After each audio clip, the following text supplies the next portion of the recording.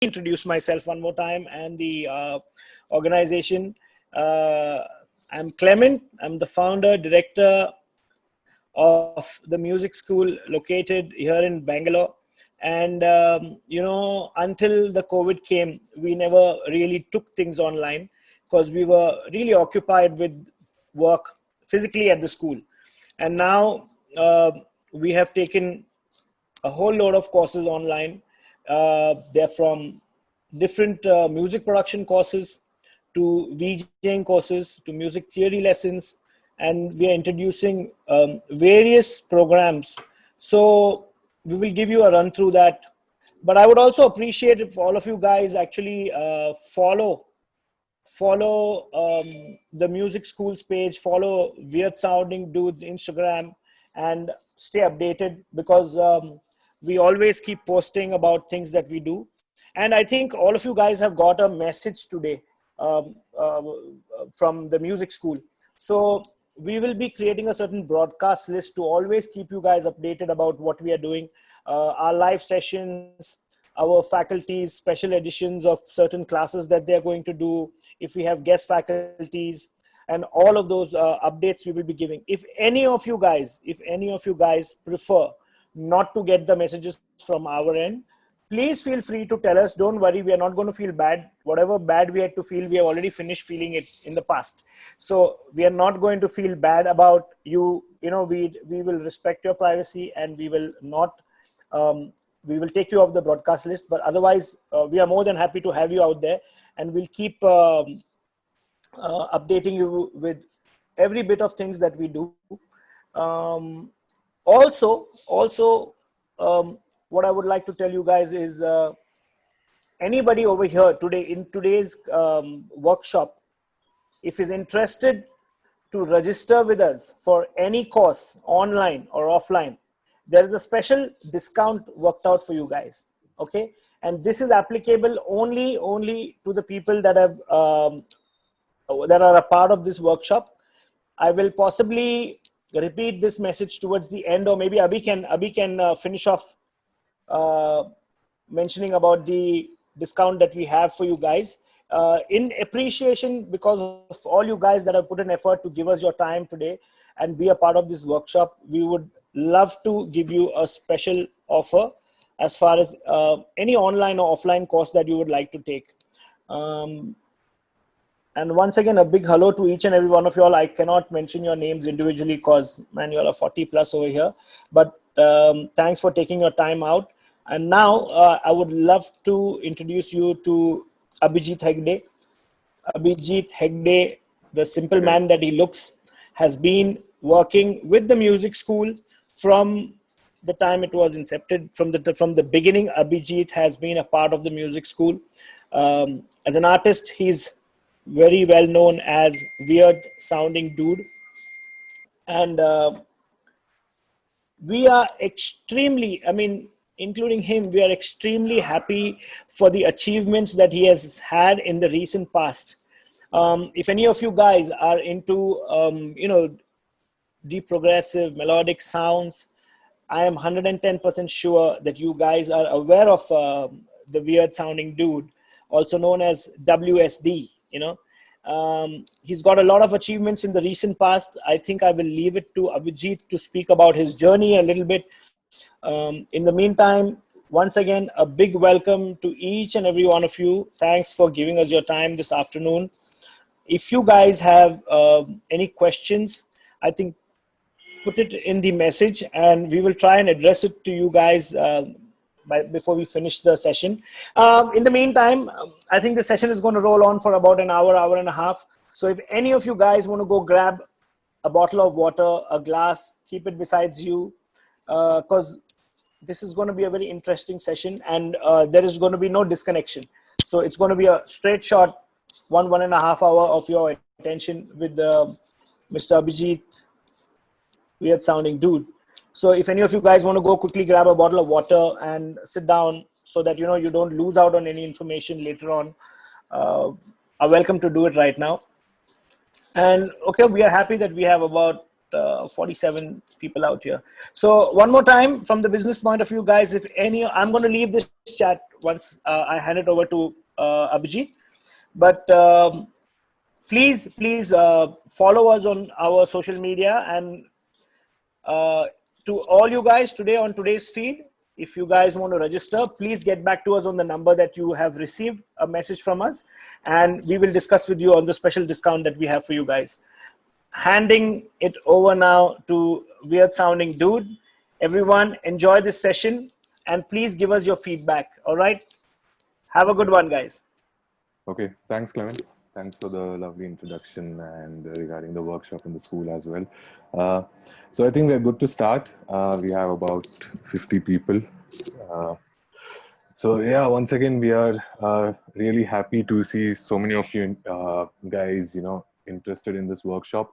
Some of you might be new towards music production. Some of you might would have just started, or yeah, let's say even if you're making music, this workshop is going to help you to possibly just understand things in a much simple way.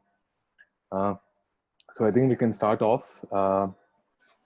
So if you can see this image right now, this is basically what the workshop is going to cover.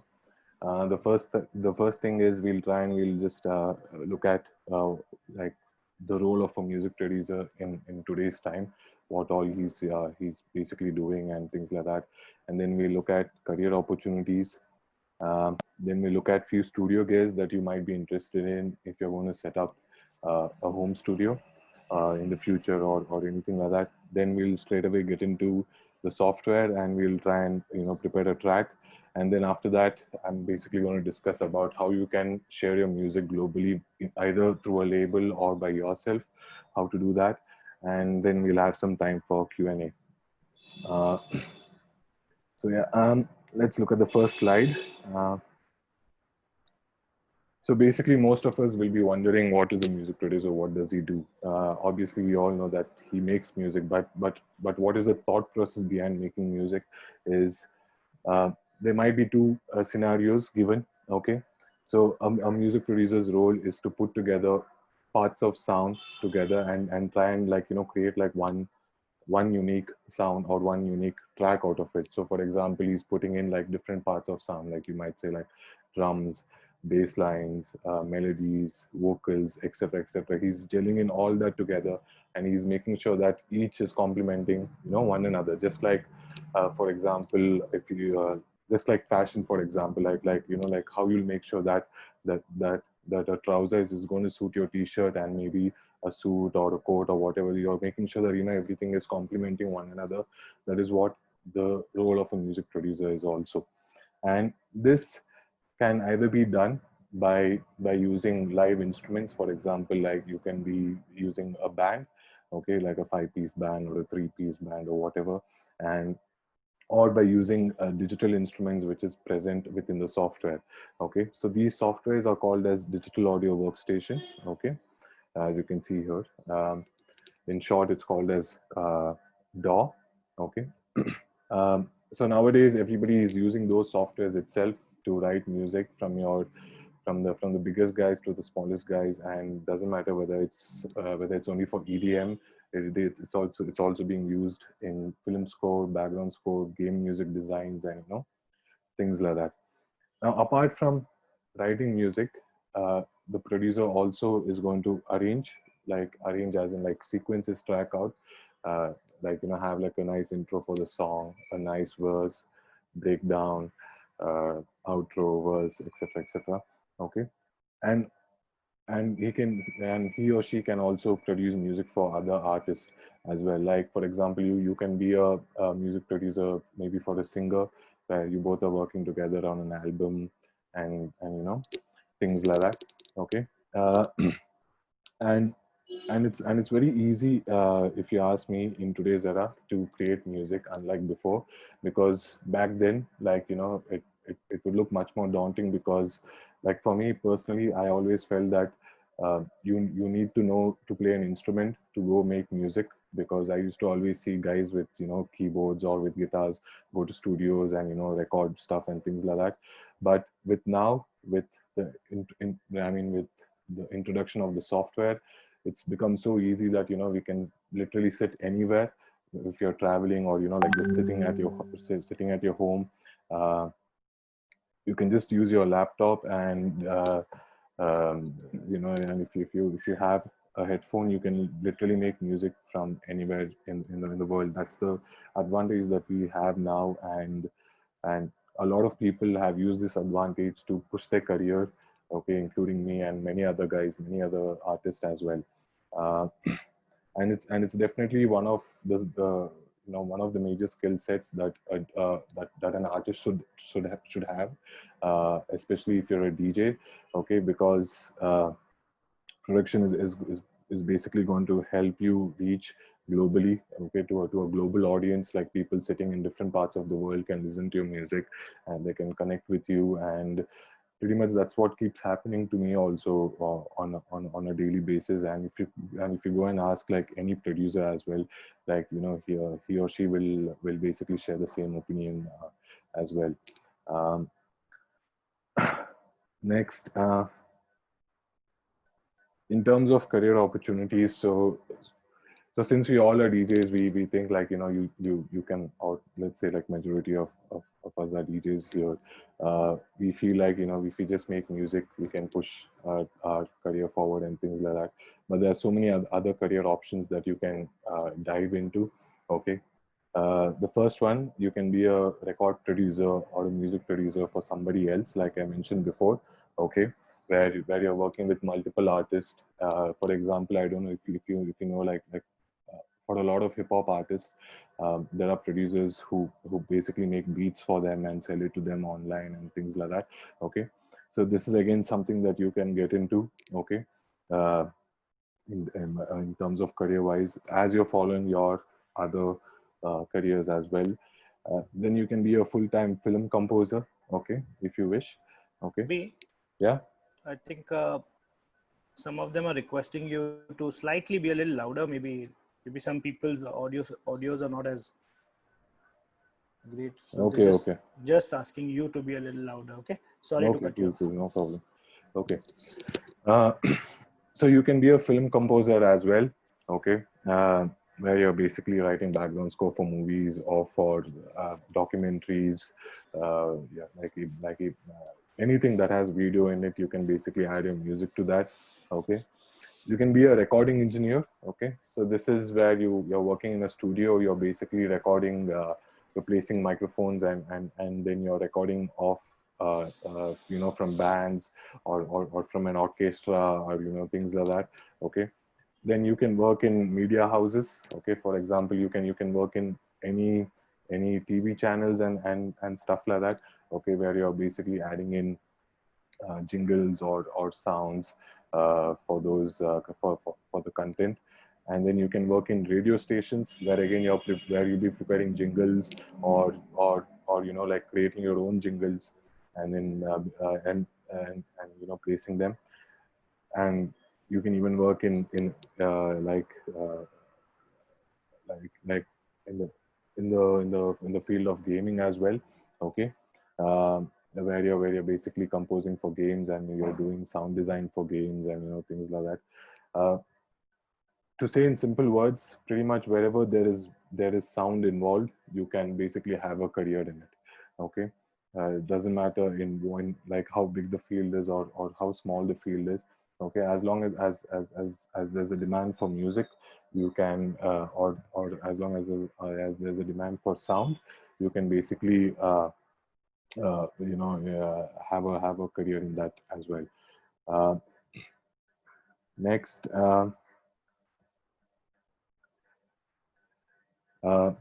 few simple studio gears. Okay, when it comes to music production, in case I mean, let's say there are a lot of new people here.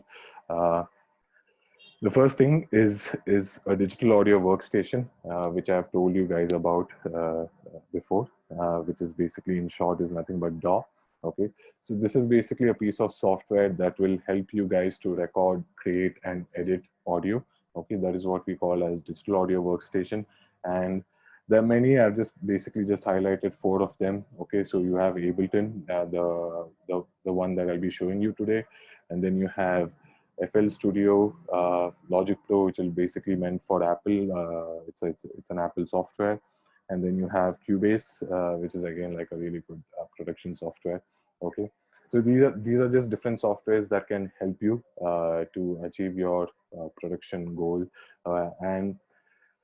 and these softwares, like let's say you end up learning Ableton, you can pretty much use the remaining softwares as well, because the universal process will be same. It might be just that, you know, the interface might look different, but whatever you're doing, the whole thought process will remain the same.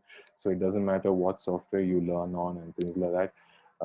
Here at the school, we teach in Ableton and Logic, and uh, also Cubase and FL as well. So we pretty much cover all the 4 softwares. Um, next, the next thing is is an audio interface or a sound card. I think you would have seen something like this in studios, or if you're a DJ, you might have tried to use them if you're you know, performing on laptops and things like that.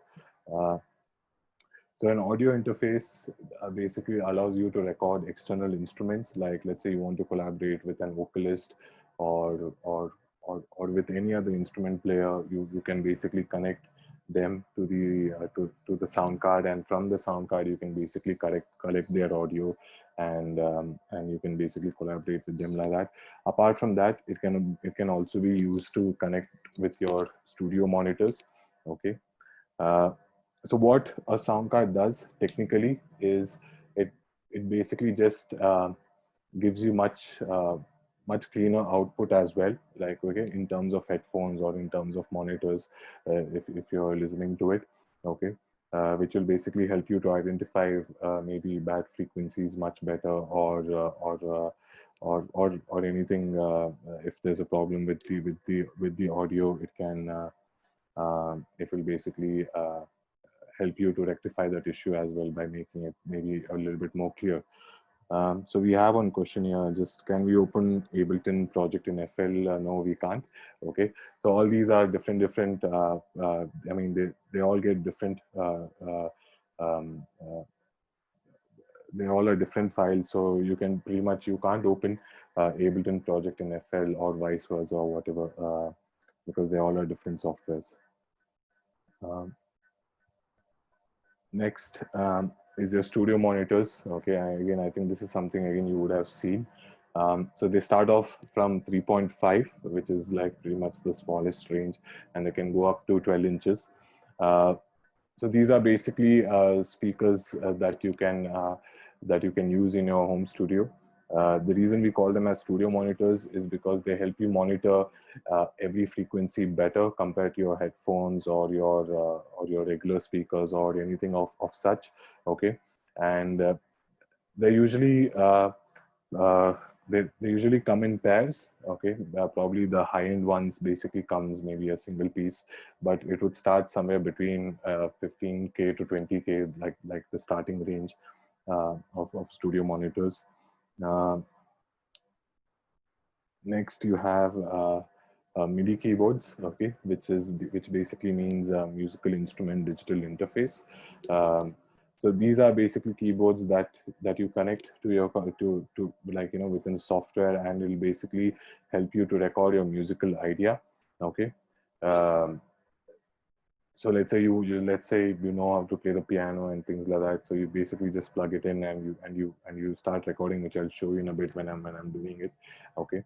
Uh, and basically whatever I'm playing gets recorded in, like, you know, within the software. Okay. Uh, it's a very simple piece of gear to connect. All you need is a simple printer cable, like a USB cable, and then you connect it to your computer. Uh, and if you see this image now, you can basically see how everything is set up. Okay, so this is your computer here, and then from the computer you have a connection that goes into your MIDI keyboard and also to your sound card. Now through your sound card, like I said, you can connect anything external. Okay, you can either use it for recording vocals or you know, any other thing as such. And you can even use it for your headphones or even for your monitors. So it's a very simple setup that you can that you basically do and you can do this anywhere, like either in even when you're traveling or things like that. You can just buy, you know, invest in a small MIDI keyboard and maybe just in a pair of headphones, and you can just use it like that. So in terms of connection wise, it is very simple. There's no need to panic or anything like that. This is another thing that I want to show you guys, or just, you know, add some information over it. Now, once you pick up all this, how do you basically set them up? This is how you would want to do it, um, uh, given that you have the space and things. So this is how a home setup looks. Okay, um, so you're basically trying to achieve a triangle from the monitors to the position where you're sitting. Okay, so this way you're basically sitting in the sweet spot of the sound. Okay, um, so this is how a simple home studio will look in terms of setting up wise. And and these two examples are, like, you know, for bigger studios, let's say, used when it comes to movie writing, or, you know, things like that. So this is an example maybe for a 5.1 setup. Okay, where you can see there are two stereo speakers here towards your left and right, and then towards the center there's a mono speaker, and then you have your other end speakers as well. Okay, um, so these are just different examples for studio setup. Now, in case in the, let's say, in the future you want to set up your own studios and things like that, you can always either hit us up, or, you know, there's tons of videos online as well, where they basically just tell you the same thing what I'm trying to tell you here. Uh, so once you do all these things, and then once you're ready, you can basically now, you know, start making music and things like that. That is what we are going to do as well. So before we get in, is there anything that you want me to maybe speak about a little bit more, or is there anything that you guys want to ask? They can ask you in forms of questions in the message. Anyway, You they could. can unmute and they can ask me, or they can type in whatever. So, guys, before we get into another module, if any of you want to ask him any questions. So there's a question. Is there an industry standard for software? There's no industry standard for software.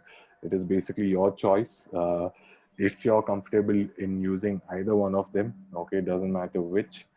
Uh, that is your choice. There's no industry standard, like, you know, you have to use Logic or you have to use Ableton or anything like that. Is is Dheeraj still here? Dheeraj, are you here? Can you explain a role of a film producer? Okay, so so let's say you're composing music for film. Uh, the the way you create is completely different. Okay, um, because you're trying to basically you're looking at something visual, and you're trying to add emotion to it through your music. So it is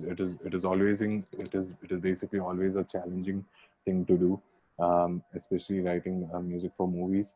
Majority of the times you will be given like a visual clip where you can look at it, and you can basically record whatever you feel like according to those visuals.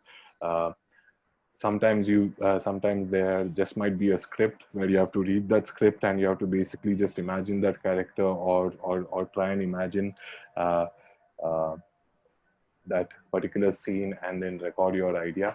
Uh, and always remember, whenever you're writing music for films, it is music comes second. First is basically whatever is basically happening visually. So it is like, you know, music just has to add emotion to it, or basically just support it should never overcome uh, the visual aspect of a movie. And so once you have kept all that aside, and once you basically record everything in like within the software, then it is basically sent to the director, where you'll basically sit and see along with you and maybe along with the actors. And once everything is okay, what happens is to basically add a bit of weightage to that particular music, especially in bigger movies. What they do is they basically hire uh, live musicians to basically re-record that entire music uh, again. Okay, so let's say I basically use 10 guitars to for a particular scene, and once that once it's approved, uh, we basically hire 10 guitarists and we go to a studio, and then that is where we basically re-record that whole thing again, and then we basically add that re-recorded um, music into the visuals. So this is how uh, it, this is how the whole film scene works. Next, which DAW is easier for making remixes? Any DAW, okay, it doesn't really matter which DAW. Again, it's back to the same thing again. Like if you're comfortable using whichever software, that it's all about that. It's all about being comfortable with the software. Uh, Acoustic treatments in for a home studio. Um, like for example, like it depends on the room. Like if you have a small room, then you can start off by investing in 5-inch speakers, uh, because if you invest anything bigger, then you might have to treat the the room more. uh, but if you invest in 5-inch, and if you can just like put in like some like some simple absorber, like absorbing materials, or and some bass traps, I think that is more than enough for you. uh, but in terms of treatment, like each room is treated differently, so you'll have to visually see your room, whether it's big or small, and then depending on that, you might want to uh, treat your room. Can I Film. just Yeah, say something, Abhi? yeah, yeah. So as far as acoustic treatment also is concerned, guys, it's definitely up to what you can afford. But don't get carried away, or don't try to get fooled by looking into professional studios, because what happens is then we really feel that we need these things, and without these things we are not going to be able to possibly produce the best sound. Train your ears to understand the sound. Your ears are the most important part. Trust your ears. Don't try to get carried away, and don't try to unnecessarily invest. Of course, if you have invested in a fantastic studio, and the material that goes behind it matters, but in spite of all of that, if you are not able to produce something good, it's still disappointing. So don't get carried away with trying to do the best acoustic treatment and stuff. Take it step by step. Sometimes a simple good bed sheet, thick bed sheet also in front of your window can do a magic. you know so as far as doing up your studio is concerned, it is totally up to your pockets. But don't I mean, it's I would say that you can still do wonderful work even if you don't have the best acoustic treatment done. You can take it as and when you achieve things. Okay. All right, Abhi, over to Okay. you. So which DAW you would recommend for Mac? So like all the softwares that I just discussed about, basically all of them work in Mac. And once again, it just comes back to your personal preference. If you like using like a lot of applications that Apple does, then maybe you can just use Logic, or you can use any one of them. Doesn't really matter. Then we have somebody else asking me, can you use Pioneer Mixer as a sound card? Yeah, sure. Like you can go ahead and use it as long as you like it's a pretty big mixer, so as long as you have the space, you can go ahead and use it. It doesn't really matter. But but you can mainly just use it uh, um, for connecting, and maybe just use the microphone for recording sounds and things like that. It still does the job. It is because it has a sound card built in of it, so it will still do the job for you. Uh, so again, there's somebody else asking me recommended DAW for Windows. Again, it's basically the same thing. Apart from Logic Pro, I think pretty much everything else also works in Windows. So maybe again, it basically just comes to your personal choice, and whatever you like, go ahead and use that. Is there a negotiable difference in audio quality when you're using headphones directly into the PC as into the audio interface? Yeah, like there's a pretty big difference. Okay. So like I mentioned before, audio interface will basically, like give a much cleaner signal as compared to your PC sound card. Okay. Like you'll be able to hear, like more detailing in like regards to the track or regards to the instrument, which a PC sound card will not be able to deliver. Um,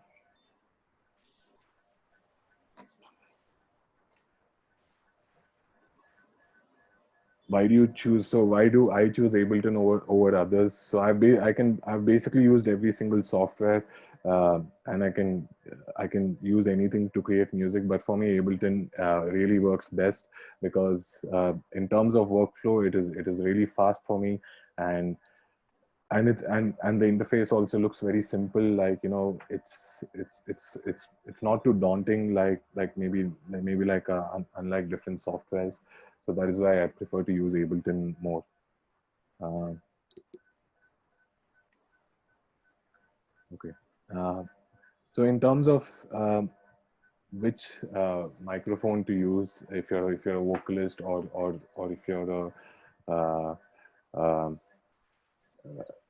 like any good condenser mic, depending on your budget, you can go ahead and invest in them. And then maybe you want to invest in a pop filter, to just make sure that you remove all this and all those things from the vocals, and also maybe like a guard around the mic. So this can be like a basic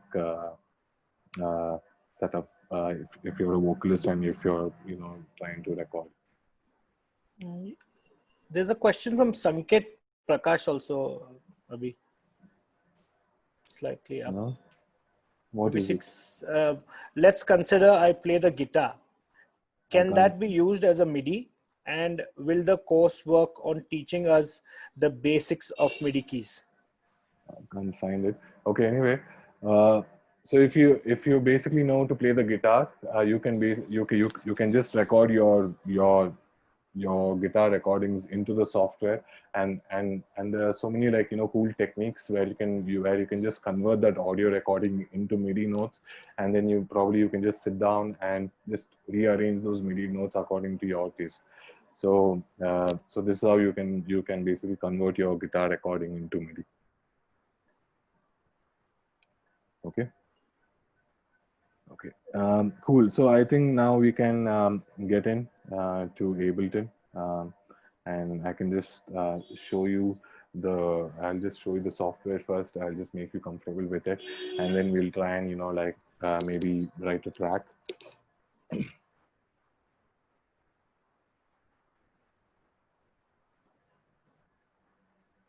Okay. Dheeraj, 1 second. Dheeraj is here. Dheeraj, can you hear me? You can unmute your mic. I cannot hear you, Dheeraj.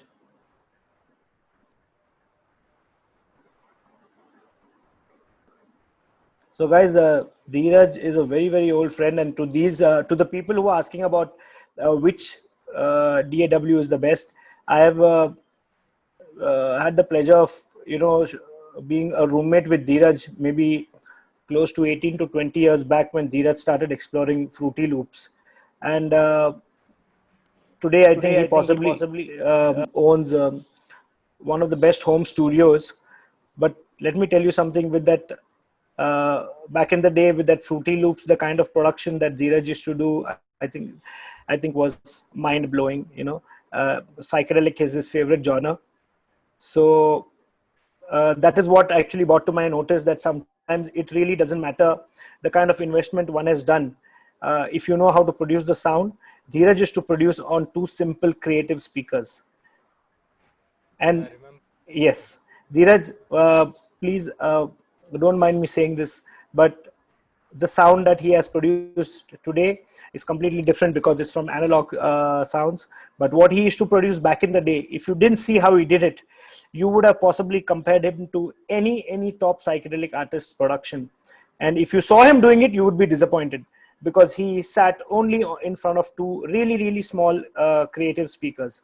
So I think um, it's just a myth sometimes to believe that I need the best equipment to produce the best sound. Uh, you can produce it. It's just a matter of your ear, having a good pair of headphones. So this is what I'm trying to tell you guys. Don't get carried away with just simply investing in gear and then not producing results. Take it step by step. Follow Dheeraj also. Please follow Dheeraj. He puts out a lot of tutorials. He puts out a lot of sessions where he's producing in his studio. You can see at the back he's got some great gear over there showing off. But yes, please follow Dheeraj. Dheeraj, you can type in your uh, social handles in the chat so that we have people to follow you as well. Okay, Abhi, thank you once again. You can continue. Okay, no problem. Okay. Um, cool.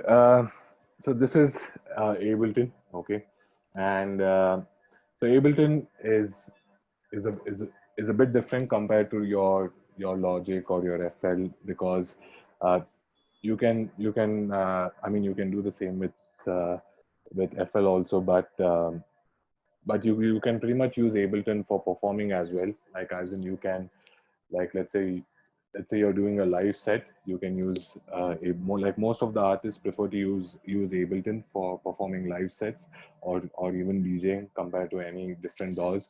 Maybe because the workflow is basically again very easy and very simple. And apart from that, you can also use this software to create music. Okay, so basically keeping two different aspects in mind. uh, the software has like two different layouts. Okay, the layout that we are looking at right now is called as session view. Okay, so session view is basically where you can uh, a layout that you can use to to maybe create the idea of the track, and then once you are happy with the idea, then you can basically arrange it in this particular layout. Okay, so you can pretty much switch between the session and the arrangement just by clicking on this particular icon here, or you can press tab. Okay, which is the shortcut. Doesn't matter whether it's in Windows or whether it's in Mac. Okay, so this is your arrangement view. So in the arrangement view, you're basically sequencing your track in a particular order. Okay, and then you're basically exporting it and sharing it with your friends and things like that. Okay, so to say in simple words, you can basically create your music in this particular layout and then bring it here, arrange it, and then export it, and then share it with others. uh, Apart from that, like I said, you can even use this layout to perform if you're performing live or if you're DJing, um, whatever sort of performance that you're doing. Uh, Next, just like every other DAW, there are two categories of channels. Okay, you have a MIDI channel, which is here. Okay, and then you have an audio channel. So the difference between two of them is, in an audio channel, you can basically load anything which is in audio format. Okay, like you can load a loop, or you can basically load an external recording, or you can record anything within this particular channel. And with regards to MIDI, you can load basically like a software plugin, and then you can record your ideas into the MIDI. And if I just show you these two as an example, so if I just go in here where it says samples. So this is the browser of the software. So if you open this, you can pretty much see uh, like like all the samples that Ableton has to offer. Okay, so I have a simple beat loop here, and it's very easy to load as well. You just drag and drop it. Okay, and there's a small play button. You hit on that, and you can start hearing sound as I hit play.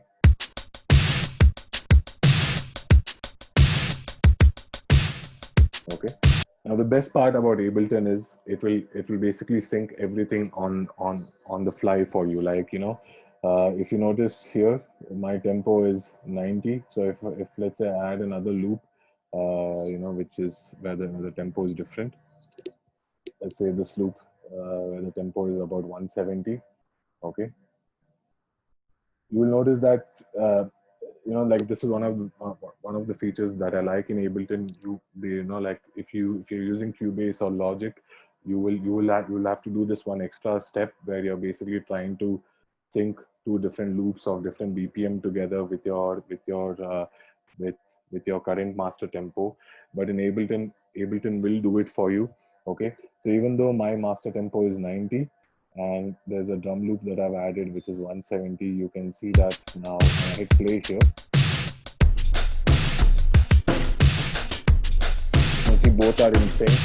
Okay, and I can keep like swapping drum loops on the fly,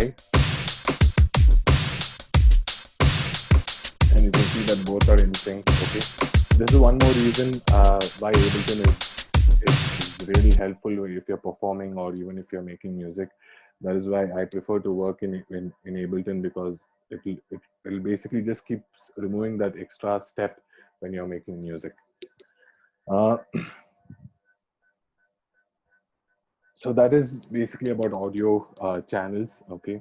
Now in terms of MIDI, if I come here where it says uh, instruments, okay, so these are all Ableton's built-in instruments, or what is also called as plugins or VSTs. Okay, so so these are basically like digital instruments that you can add to a MIDI channel. Okay, and you can start recording your ideas in. Okay, so I can just go in here where it says sounds, and I can pretty much add any category that I want from here. Let's say I want to add a piano. I can either go in here and search, or I can just type here in like whatever I want.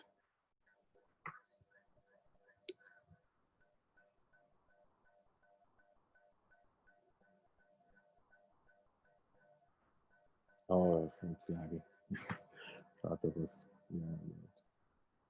Hmm.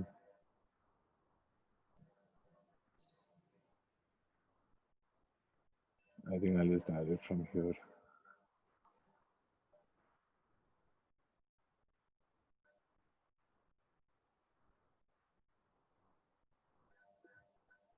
Okay, we'll just wait for the search to load. 1 second. Yeah, here we go.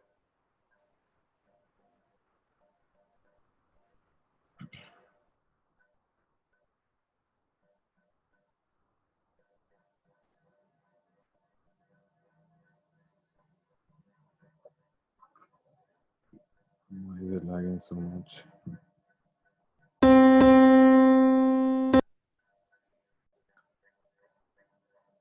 Okay, so I basically loaded a simple grand piano. Okay, and now I've connected it to my MIDI keyboard. So now as I play on the keyboard, you can probably hear me playing as well. Okay, and now if like I said mentioned before, if you want to record your musical idea in, you just hit on the record button here.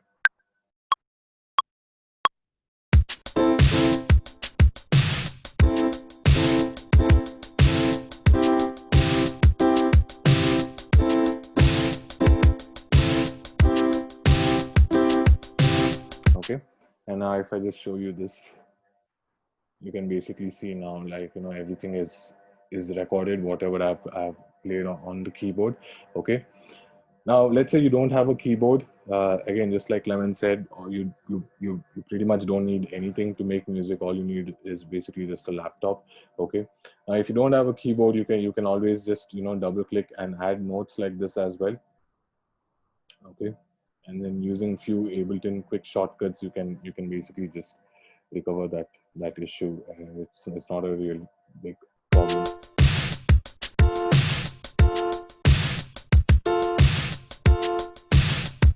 Yeah. Okay. Now this piano sound can be replaced with whatever I want. Again, I can maybe, if I want, I can add a guitar sound from here.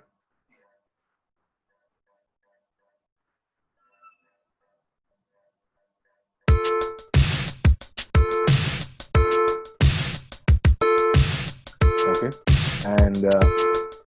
and to make it sound, I can make it sound a little bit more cooler by adding some audio effects. So if I come in here, there are audio effects like reverb, delay, and many other things here, which is really cool. For example, this beat repeat effect is something which is really cool. What it does is it basically just repeats the beat depending on whatever sort of setting you give. Let me just move this a little bit. Yeah.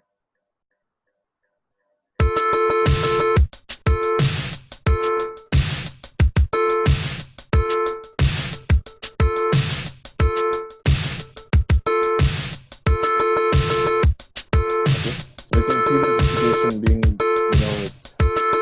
even though I've not drawn anything here, you can basically see that beat repeat is creating those repetitions. Then by adding reverb, I can, make this,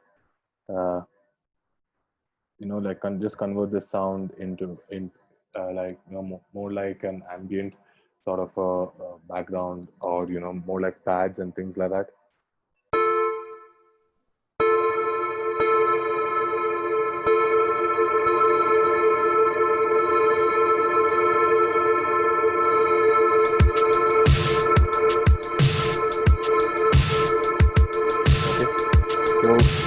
Just by using one simple technique, you can manipulate this sound into completely different things. Next, if I show you one more, sorry, not this one. I can use this effect to basically give this instrument like a different tone, like make it sound into something else. One second, I gotta move the zoom stuff. Okay.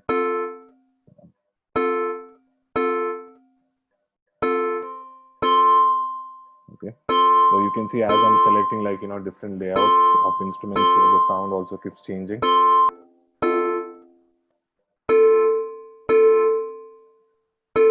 Okay, and if I just mess around a little bit more,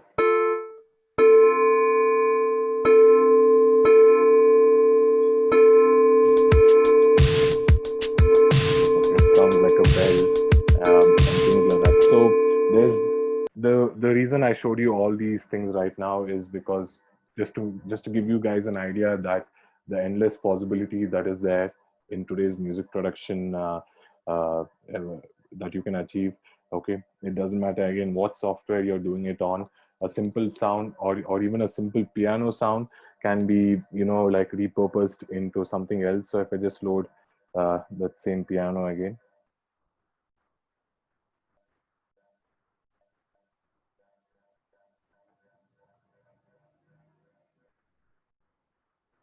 Okay,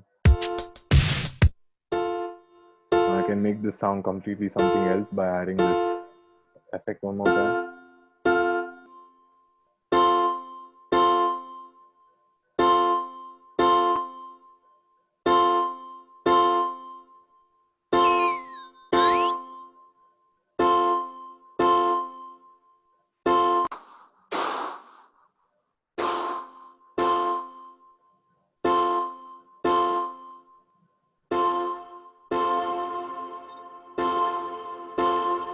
Okay, and I can just pinpoint and just use any one sound out of it.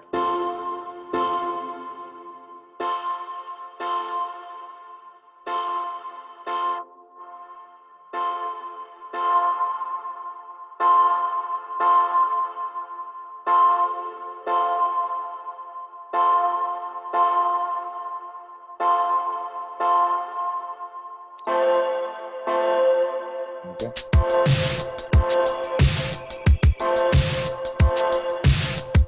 So let me just show you with and without. So this is the regular grand piano that we have.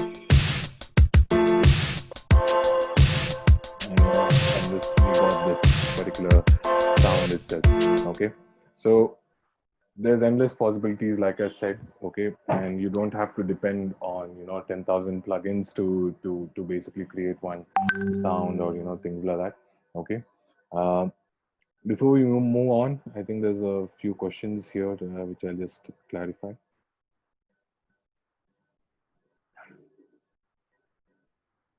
Uh, okay. Um, okay. Um, so like I mentioned before, so there are a few guys who are saying, like, it looks totally different from FL, getting a bit confusing and things like that. So like I mentioned before, the universal process of using a software to basically write music is the same. Okay. Because the softwares are made by different set of companies or by different set of people, the interface will look different, just like how we're like like how each car looks different when you basically sit inside them. But end of the day, the way you drive it is basically going to be the same. So same thing here. Okay. So if you have used FL, just if you just sit down, and if you just try and just figure out Ableton, just figure out the interface of Ableton, or try and figure out the interface of Cubase or whatever, within few minutes you'll be like, you should be able to use it. I think there's another question. One sec.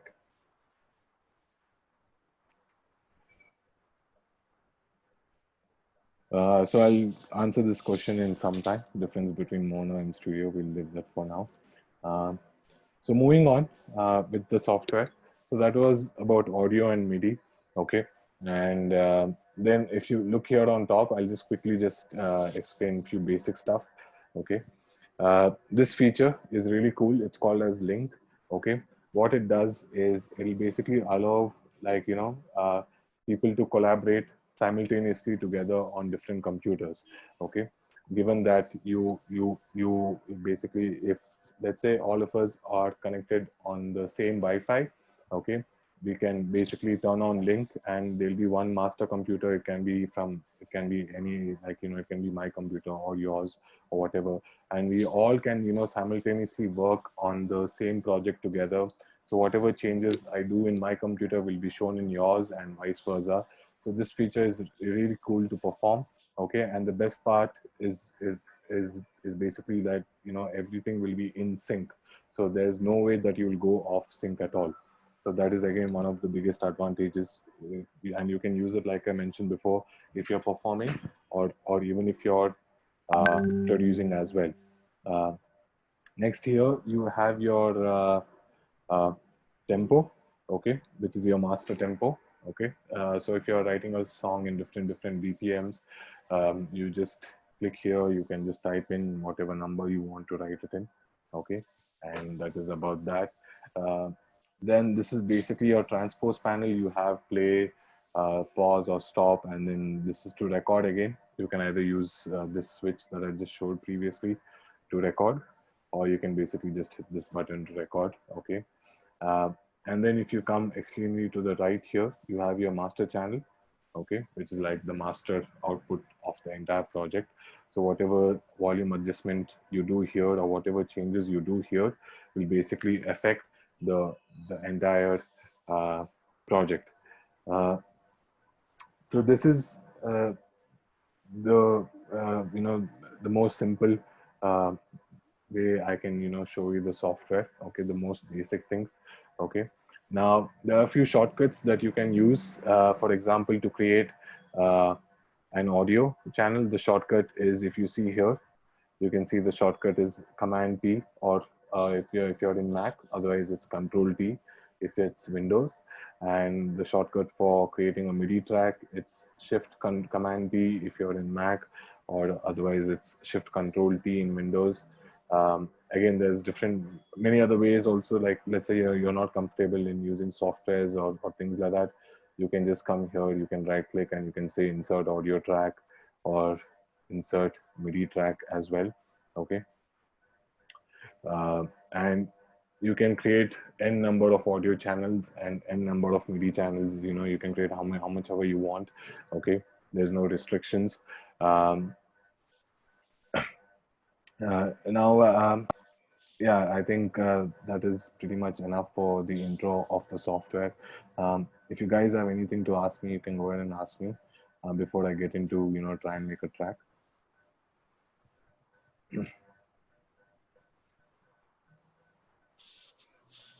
What about your suggestions for beginner?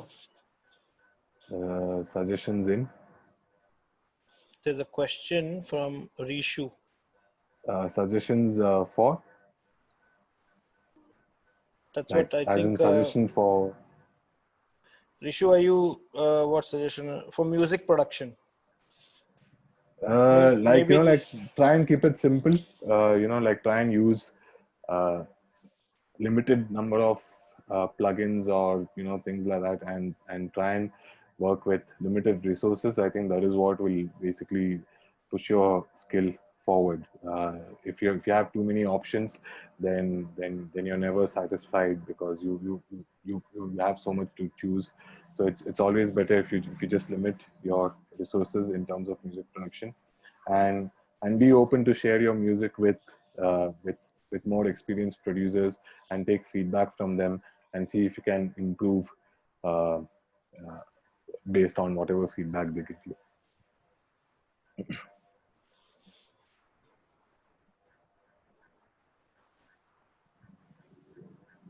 So if you're interested in music production, do you think we should study music theory or something like that?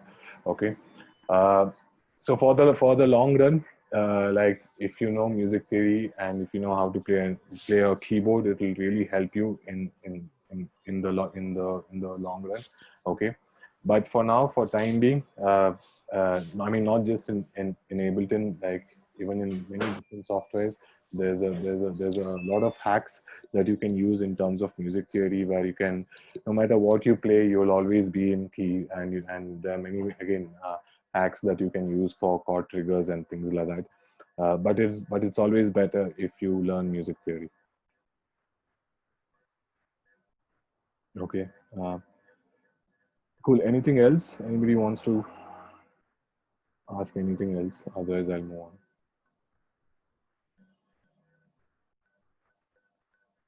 Okay. Cool. So let me just delete whatever I've done here. Okay. So now let's look at the whole songwriting process of a producer. Okay, doesn't matter what style of music it is. Okay, it is pretty much going to be the same. So for today, let's say I want to write a house track. Okay, so the first thing I will basically decide is on the master tempo. Okay, so I'll decide what tempo I want to write my music, my particular music in. So pretty much house music is somewhere between, you can say like uh, more deeper stuff will maybe start from 110 to 115 or whatever, but I want to write something more faster and things like that. So maybe I'll set the tempo to maybe 124. Okay. Um, so once you have decided the tempo, before doing anything, just type in the tempo here, whatever tempo it is. Okay. And then basically just sit and ask yourself like what instruments you feel like adding into this current project. And this can be done either by listening to few songs from other producers that inspire you, or things like that. And then maybe you can just sit down and you can just start adding simple things. Okay. But uh, but let's say generally, commonly, the first thing that you want in your music is drums. Okay. So now I'm going to use an instrument called as a drum rack. Okay. So this is basically Ableton's built-in drum instrument, where you can which can be used to create drums. Okay. And it's a very simple process as well. uh, what you basically do is you're adding one shot samples. One shots are nothing but just single hit like that. Okay. You're adding them to your drum rack and you're converting them into loops. So loops is something which will keep repeating from point A to point B, and back and forth like that. Okay. So if I open up my browser here again, you will notice that whatever I'm doing in today's class, I'll be doing everything with stock Ableton stuff, because You pretty much need only that much. You don't really need to have like, 10,000 things. So if I just go in here where it says drums, and if I open this category where it says drum hits, you can see everything is again categorized. Okay. So whenever you think about drums, the very first thing that comes to your head is basically a bass drum or a kick, if you want to say. Okay. So if I open this, you can see there's a ton of samples here, and I've basically not loaded, uh, everything. Like example, you can download up to 80 to 90 GB of samples from Ableton's website. Whatever I have is basically just the default, just the stock. Okay. And one of the quickest way to work is, let's say you like few samples, and you want to keep reusing them in the future. There's this really cool feature called as add to favorites in Ableton, where you can just right click and you can basically add it to any particular thing that you want, any particular color. So if you see here, there's this orange or yellowish type of color next to that, and here if you see, there's a section called kick. So if I go here, I can pretty much see all my favorite kicks that I've added. Okay. And let's say I like this guy, I'll just drag and drop it here like this. Okay. And now if I just double click in one of these slots, these slots are called as clip slots. Okay. There are many you can basically create, again, many variations of clip slots where you have like, different patterns of the same thing, or you have like different parts of the song. Okay. uh, just double click here and you can see the name of the sample also that we have loaded. Okay. So this view, what you're looking at right now, is called as the piano roll in Ableton. Okay. Um, just like any other software where you can basically draw in notes. Okay. So you just double click and you can see the MIDI notes gets added, and you can either, extend the MIDI note like this, or, reduce its size like that. Okay. And then quickly you can just duplicate the notes by using Control D or Command D on Mac or Windows, this way. Okay. And now if I just come back here and play, okay, so you can hear the kick. So we have basically created a simple kick for house music, which is 4x4. So the kick is playing on every 1 2 3 4 1 2 3 4 sort of a pattern. Okay. The next thing that we're going to add is basically something called as a backbeat for that. Okay. Which is done by either a snare or a clap. Okay.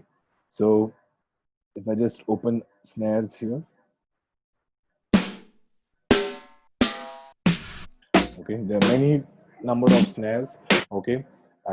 There's a process called tone selection. So tone selection is basically you're trying to select the right samples for that right particular genre, or something which is complementing the song. Okay.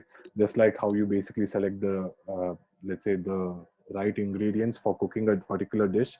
So just like that, you're trying to select like, some good samples that will basically fit your track. Okay. So for me, I think uh, maybe I like this guy. So I'll just drag and drop him. Okay. The backbeat comes on every second and fourth kick. So every second and fourth, which is this guy right here. Okay. Just extend it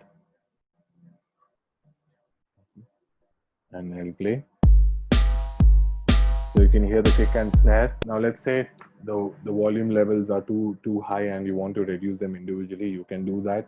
So if I just open this drop down here, I can see my kick and snare have a separate channel, and you can see this is my volume fader here. So I can just adjust it.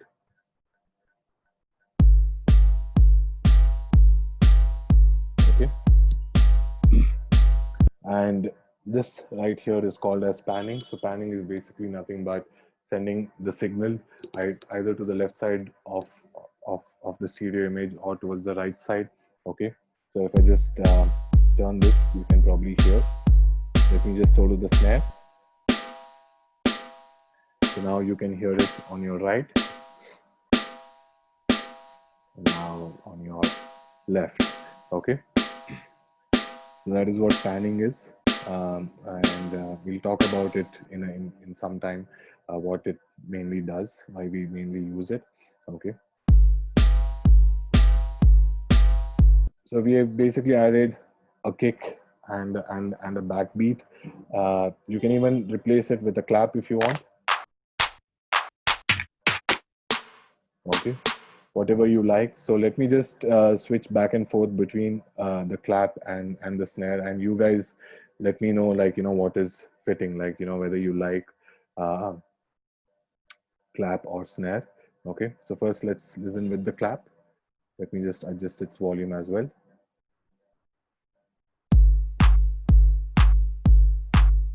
I'm going to switch to snare now.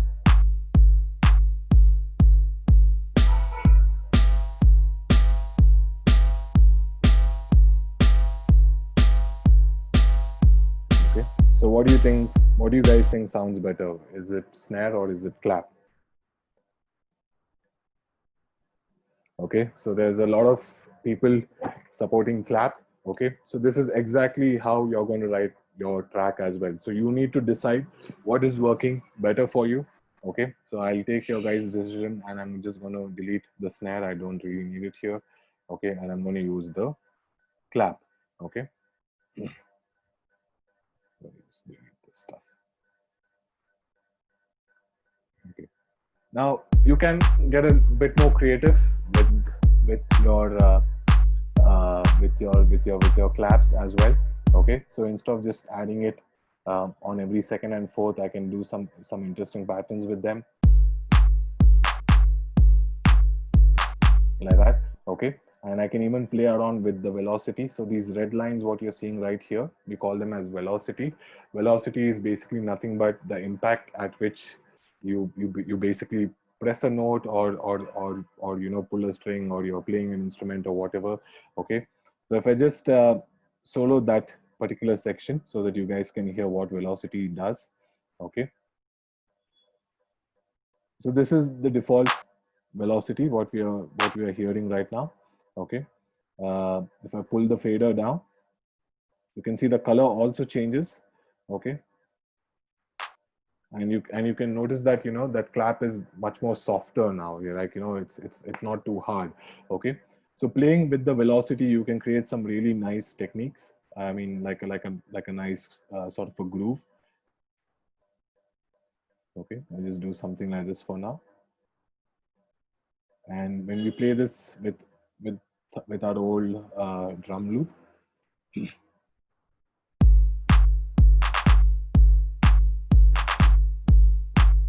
okay, or you can furthermore adjust this.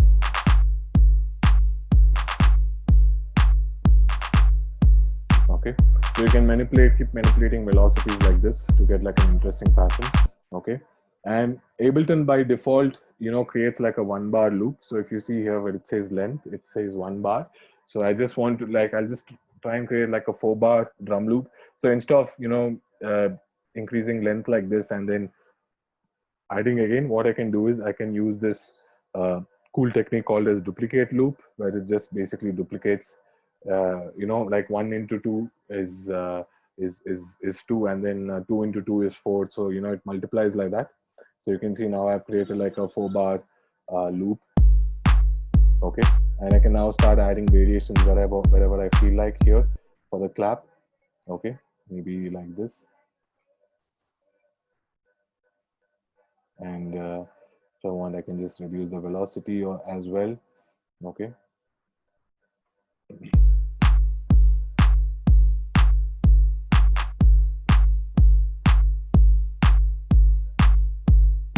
okay, just create a simple drum loop with kick and clap like that. Okay, uh, next let's add some hats. Okay, so I really like this. I'm just going to add this guy here. Okay, and the hats come on every third grid, on every third beat here, like this. Okay, and I can just quickly duplicate it again.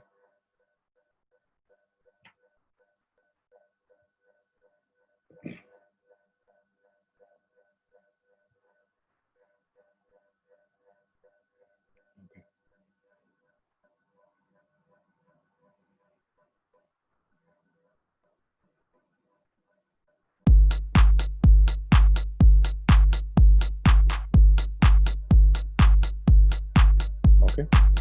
Next, you can start adding some percussions to your track. So there is tom, congos, bongos. Okay. So I'll just add like a, maybe this guy. Let's reduce the length to 1 for now. We'll just create.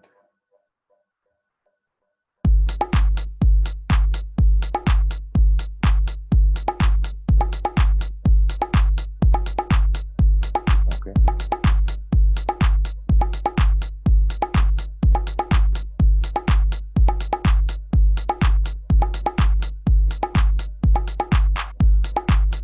Okay, and I can even add some vocal one shots if I want. Check it out. Okay, so let's say this. Check it out.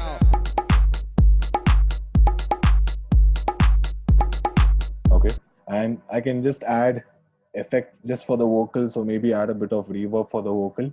Okay, so I'll just select the vocal like that and I'll put it like this, maybe some reverb to it. Check it out.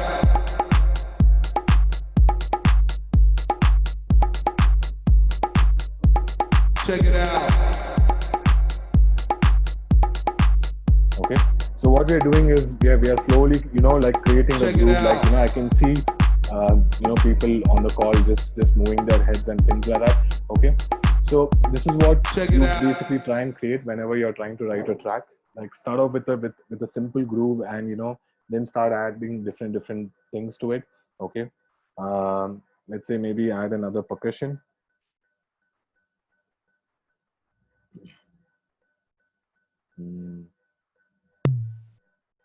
What is that?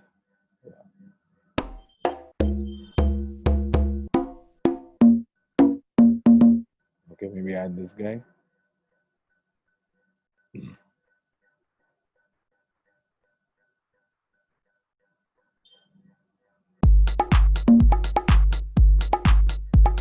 Check it out.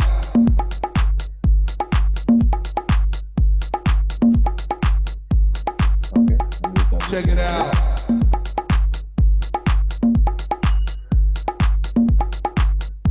Maybe try and add another vocal. Check it out.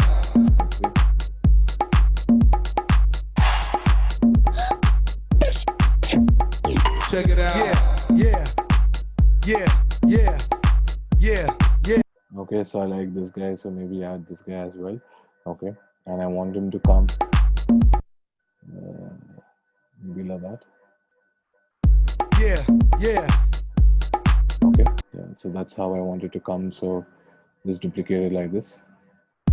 Yeah. Check it out. Yeah. Okay, and again you can add a bit of reverb or delay to that. Yeah. Check it out. Yeah. Or anything for that matter. Okay, so Yeah. I can make this vocal sound a bit more bassy if I want to. Okay. Yeah. I can just transpose it. Yeah.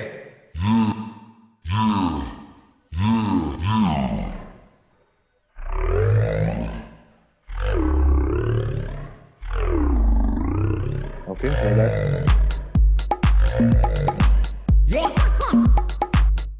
Or, take it higher in pitch or things like that.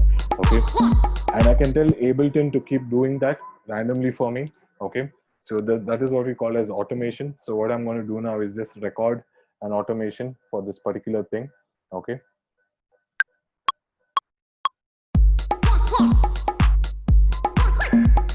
Check it out. Okay, once you're done, you just let it go. And you can see this parameter is now basically moving by itself, and it has a red dot next to that. So that basically tells us, that parameter is now automated, and Ableton is basically doing the change by itself.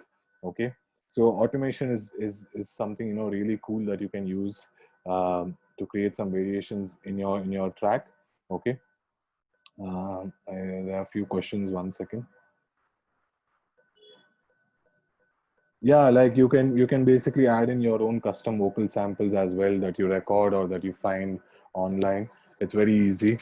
You don't have to break your, just drag and drop it and you're done.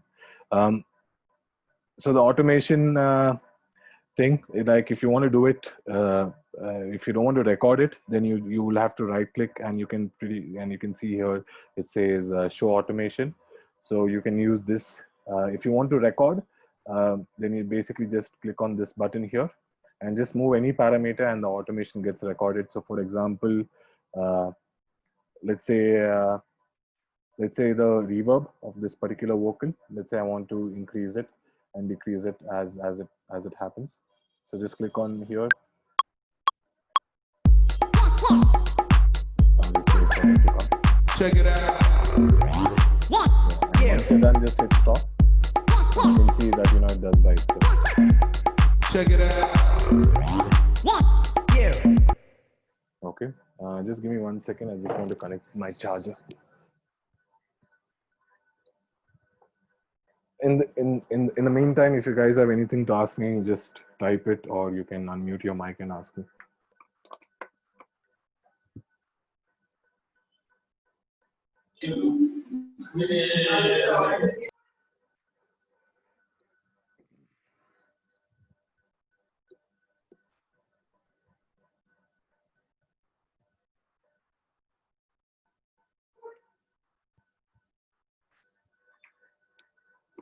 Okay.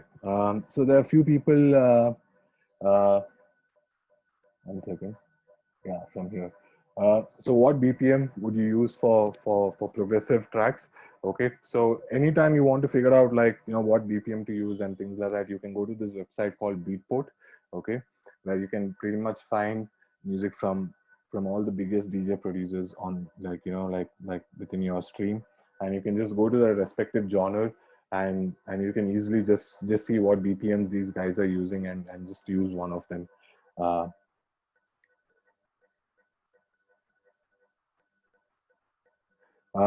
So how do we start putting together an original track without having any plan? So that is what we exactly did now. So I didn't have any plan that I was going to sit and do this.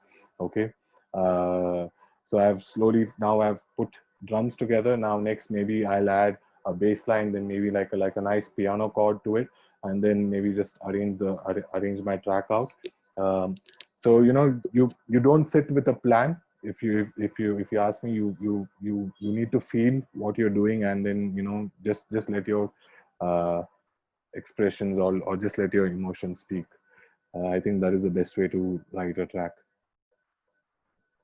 Tracks to recreate, to get used to the software. There's no need to recreate anybody's songs. You can, if you want, you can use it for learning purpose, but the best way to learn is if you sit and just try and create your own music from day one. I think that is going to help you more, rather than sitting and recreating somebody else's uh, tracks.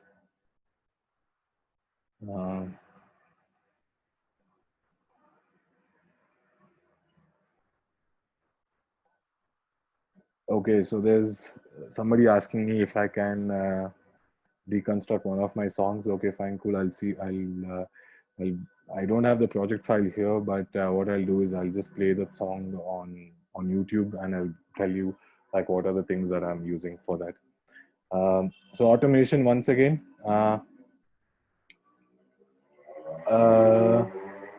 Again, it is basically a technique where you're telling a parameter to do a certain change within a given time frame or whatever. Okay, so let's say these hats here, and let's say I want to automate the volume. You can either right click and say show automation, or you can record on the fly, which I like to do. So I'll just hit record here, and Check it out. so I'm just moving it like that, and once I'm done, just hit pause and just hit play, and the recording is already done its job, so it'll just keep doing that thing as you're doing. Now, if you want to delete an automation, you can just right click and you can say delete. Okay, and you can easily identify whichever parameter is automated. It has this red dot next to that, so it becomes really easy to figure out which parameter is automated also. Yeah. What about channel rack. Okay, so this is again basically like a rack itself. Okay, where I'm adding effects just for individual things. But if you want to create your own, um, what you can do is like you can put in like two different instruments together. So let's say this guy right here, I've added this guy. This might be a bit too advanced for others, but anyways, so you basically add an instrument or an audio effect or whatever, doesn't matter whether it's built-in or third-party plugins, and then you say group. Shortcut is Command G or Control G, and then you click here. Okay, so now it's become an instrument rack. Okay, and then you can basically layer it with with maybe another instrument. So now what's happening is you're using two plugins in one channel. Okay, and you're getting something like this.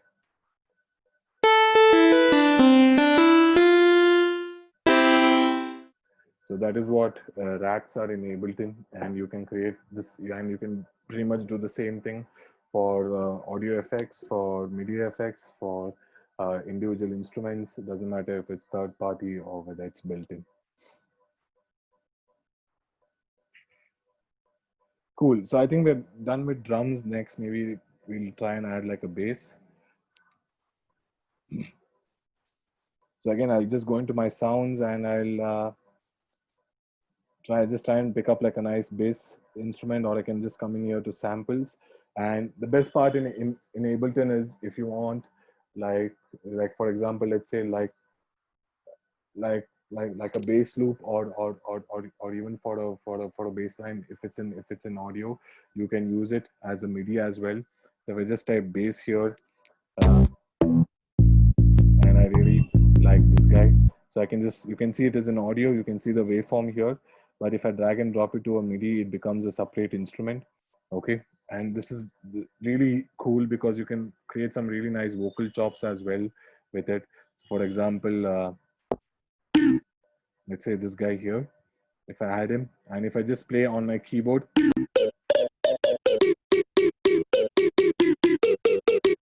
okay, so you can create some vocal chops and things like that. It becomes really easy. Check it out.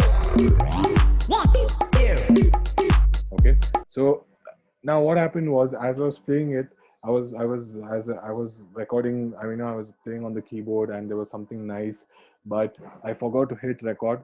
So there's this cool feature in Ableton again. If I just click on the square button, it basically captures the recording that I did when I was playing, or captures whatever I was playing. So if I hit on this, you can see it's showing me directly what I played. Check it out. Okay. So this is again a really cool feature in Ableton that can help you save a lot of time, and I think this is there in Logic and Cubase as well. Okay, uh, so this is called as capture recording. Once I just do this, Check it out.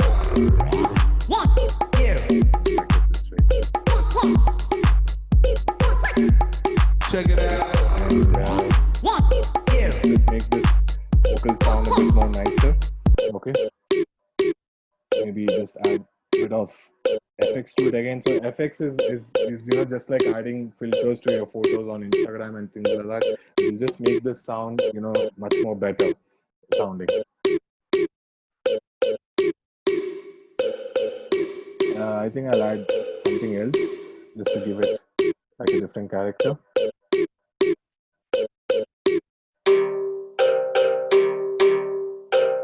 Okay, so now if you notice, I've converted the vocal into like something like a vocal sort of a sound, which many of us would have heard during festivals and things like that.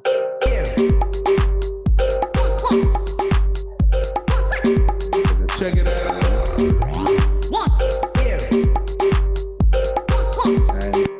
And now maybe add a bit of reverb to it, just a tiny bit.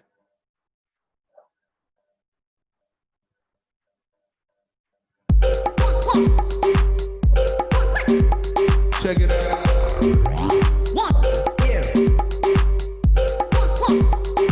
So I'll just rename this as Vox lead. Next, let's add a bass really quick. Okay.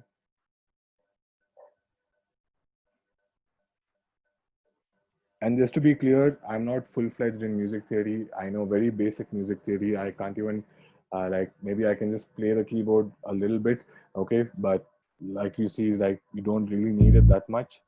But if you're planning to do like film score and things like that, then you need to know music theory, because otherwise it becomes very difficult to write music.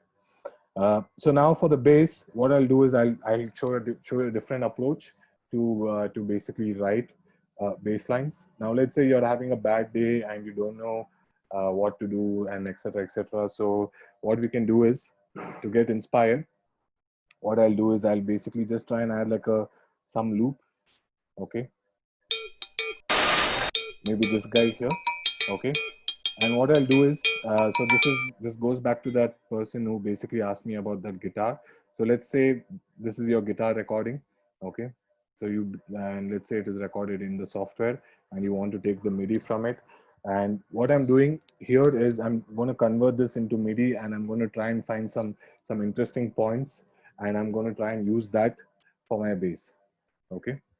So instead of using the same technique where I'm trying to do everything by myself, I'm trying to use Ableton's some really interesting techniques to get inspired and to basically try and write a song with it. So I'll just right click here and I'll say I can either say convert to drums, or I can either say convert to melody. I think I'll do this because I'm trying to get a melodic tone out of it.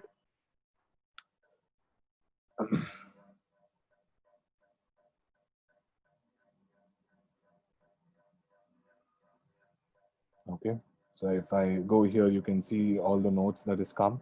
Okay, and now I can just drag and drop it to my bass, and I'll just solo this, and I'll just quickly edit, and I'll just select whatever I want.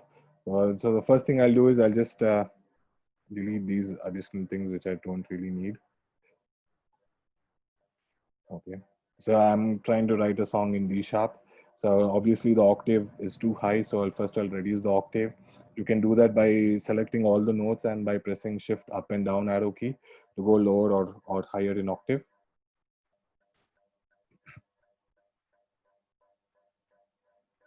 Okay, cool, so let's just see what we have got so far.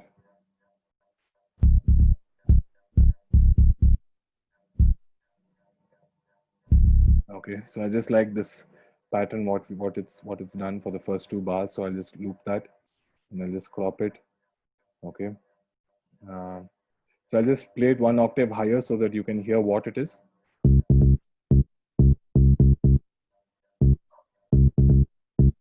Okay, so you can see I literally made this with that particular loop what I had. Maybe if I would have played, I wouldn't have done this. Now the next thing to do is to check whether it's fitting with the track. So this is very important, because like I mentioned before, everything has to complement one another. That is when you will have like a good track. So when I'm playing everything together. Check it out. One, yeah. Check it out. One, yeah. Okay, I think maybe.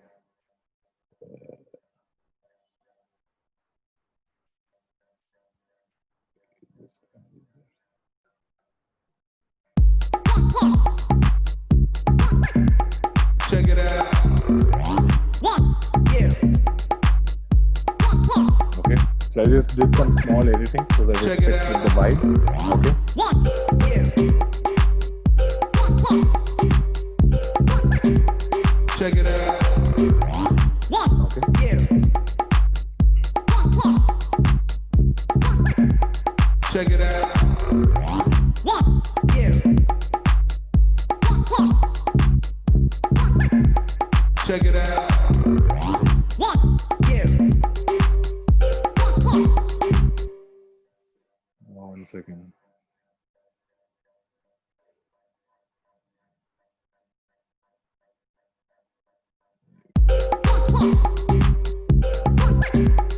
Check it out. One, yeah. Okay.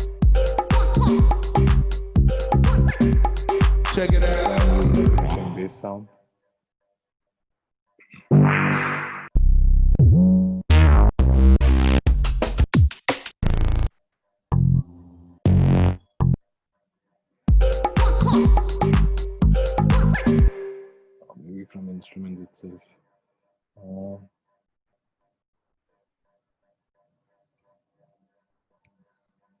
In the meantime, is there anything you guys want to ask?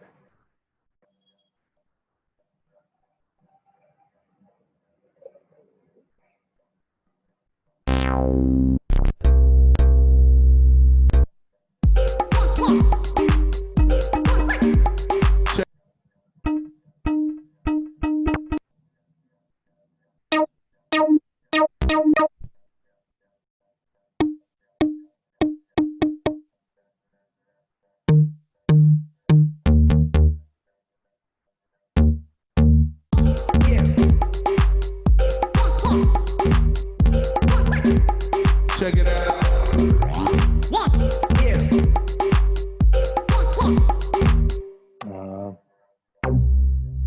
Just trying to find one good sound once again.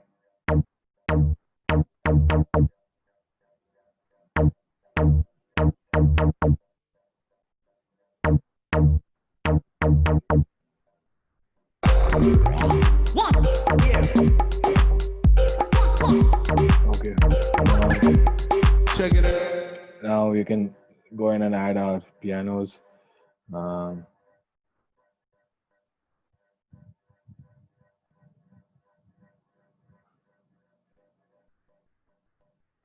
And try and record some chords.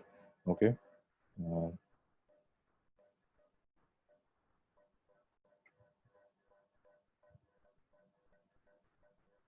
Okay, just start off like this.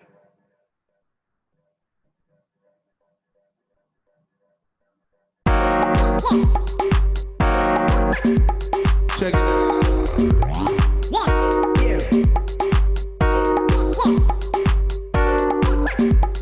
Check it out.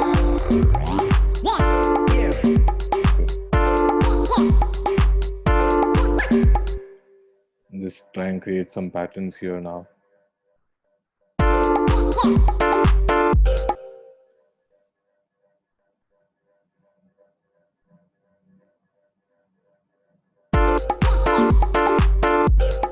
Okay, and just reuse that, and you can do some chord changes as well.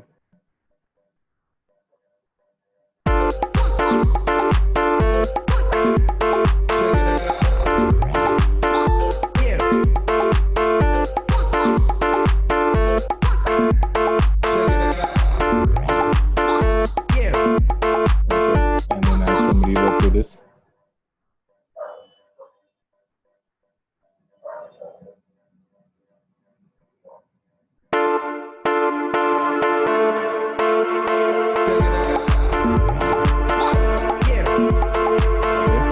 And then just copy this for the bass.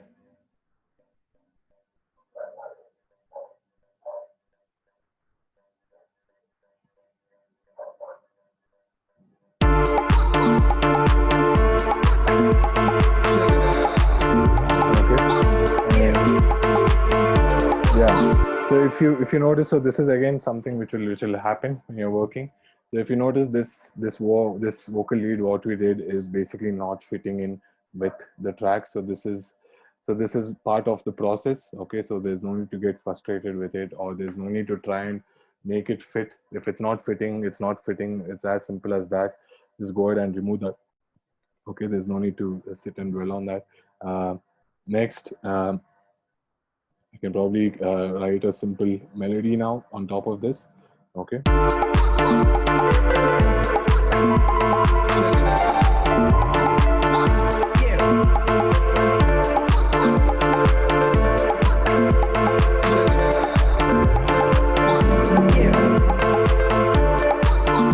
So I was randomly jamming something, and again, once I'm just going to use this recapture mode. So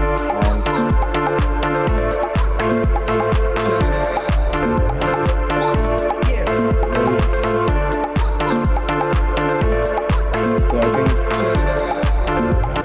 think this whole section is nice. So I'll just crop this, and I'll use a command called as quantize. What quantize does is it'll basically just align all the MIDI recordings on grid, or it'll just make it on time. Just bring it on time, like that.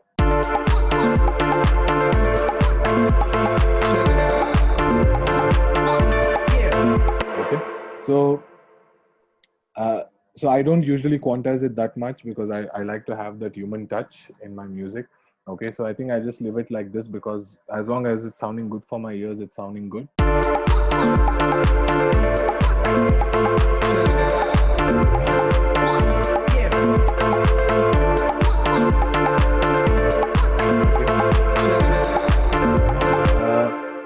Now, like, if you feel like you guys let me know, like, what do you think I should add after this? What do you feel like I should add for this track? Just type it in and I'll see if it makes sense.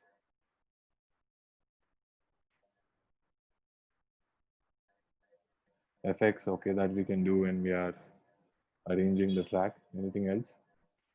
Arc, okay. So for arps, I can again just duplicate the same chords what I did here and maybe just uh, make this guys longer. This is the most simplest way to write arps. Okay. So there's a MIDI effect called arpeggiator. It is pretty much available in every single DAW. Okay. And maybe I'll use a different, yeah, maybe more softer. Okay. And if I go here where it says MIDI effects, I have an arpeggiator. So I'll just quickly set the rate to be a little faster. Maybe add a step to that.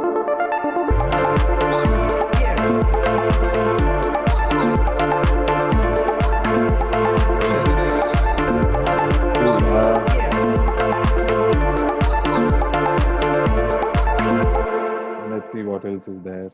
What else you guys want? Snare or reverse snare. Build up. So yeah, if you want to do build up, it's very easy. So if I just do this, I'll just show it to you on the snare, and you can basically replace this technique with any other sound if you want. Okay. Depending on how big you want it to be, I mean how long you want it to be. Based on that, the first roll can be something like this, where it's uh, coming on every first beat for first couple of bars. Okay, so if I just duplicate it a couple more times. Okay, next you can shorten it a bit more like that.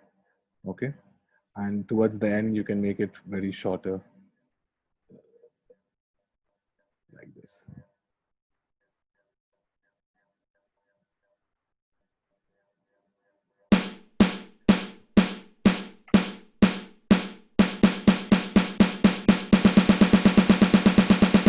Okay, and what else you can even do more cooler things, like for example, you can automate the pitch of this.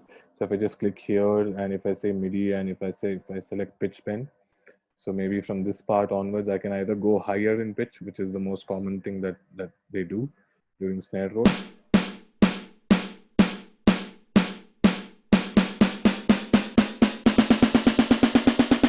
Okay, so you can add it like that. So if I with contest to my song, so if I have to add it, probably I'll just mute my stuff here and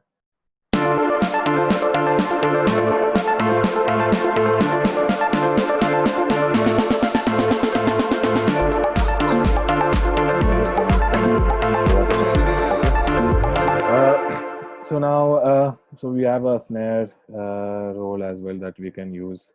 I'm not a big fan of snare rolls, but yeah. Lux pads. So you can do a lot of things, like I even add stabs and things like that. But you'll have to ask yourself if it's required for this track. Okay. So I think for like for me personally, like I don't really think that I need to add this for a song. Okay. Because always remember, whenever you create a song, like like the song should have a particular direction. Like you should not just do everything just because you can do it. Okay, sometimes just restrict yourself to just what is required. And for me, like, this is more than enough. Okay, I don't really have to add anything else. Maybe I can add it as an effects if I want to, but yeah, let's see that in a bit. Okay, cool. So now let's try and arrange, and I'll show you like a really cool technique in Ableton, how you can arrange, like, and try and have fun instead of showing you the more traditional method of you know, like trying and you know, dragging and dropping it here and things like that. Okay, so what I'm going to do is I'm going to use these clip slots for arranging. Okay, so I'm going to call the first section as intro. Okay, and this section maybe as build up. Okay, so I'll just show you for first couple of sections, then I can do for the rest. So for the intro, I want to start with my drums and with my chords. So I'll just move everything else apart. So this is how my intro will start.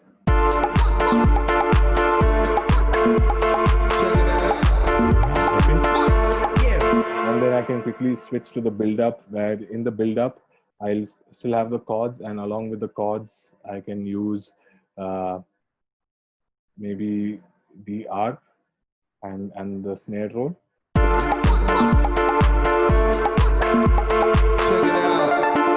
Oops, sorry, I muted the snares. So yeah, if I check it out.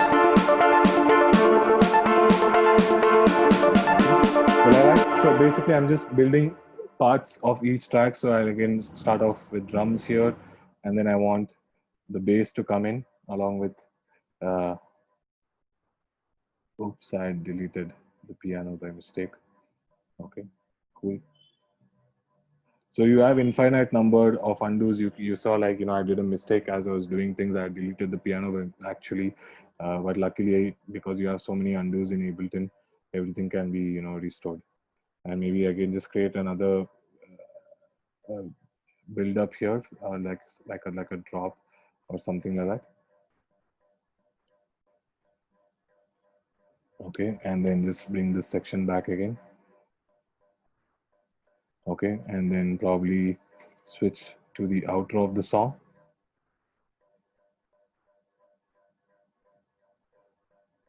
And then the final bit of it. Okay. So now if I just rename this, I can call this as verse 1. So I'll just call it as V1 and this as V2. And maybe this as the starting break. Okay. And then this guy, I can call him as build up. You can call it whatever you want. Then this is another verse, maybe, if you want to call it. And then this is outro 1 and this is outro 2, anything. You call it whatever you feel like, and you have literally arranged the track within the session view itself. And just by hitting record, I'll show you now. I'll just probably arrange like a small 2-minute or 2.5 minute length. Okay, and then after that, we can probably put in some ear candies like effects and things like that, and then maybe we can call it a day. So let's start. And this is exactly how you can perform with Ableton also. Like, you know, you can load stems or parts of different songs like this, or you know, like use parts from track A into track B and track B into track A, and you know, things like that.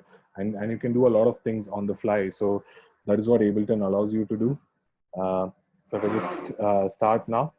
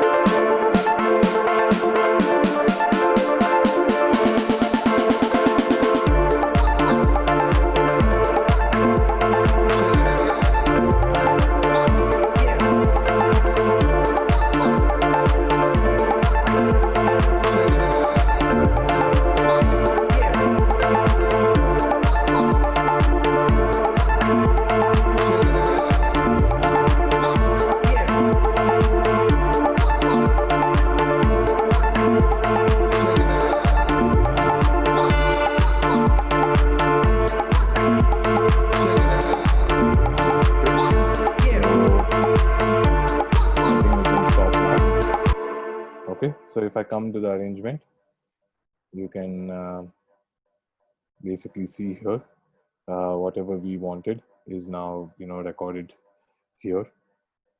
However we played it. And if I just play just a little bit of it.